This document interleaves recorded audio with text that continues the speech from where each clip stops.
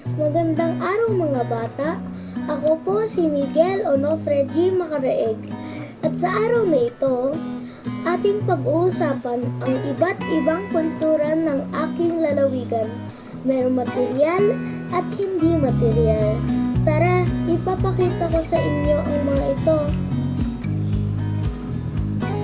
Halimbawa ng di material na kultura, una, ang pagdadasal kasama ng pamilya.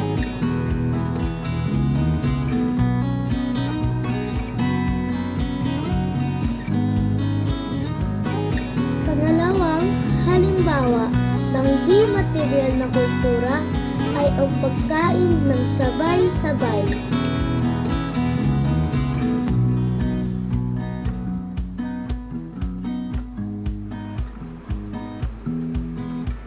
Pangatlo naman ay ang pagtuturo sa nakabatang kapatid.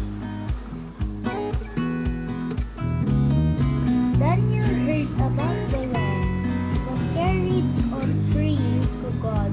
His enemies were delighted that man had worked. They rushed to tell the king that Daniel had disobeyed. Darius was very sad because he liked Daniel, but Daniel. Halimbawa ng material na kultura,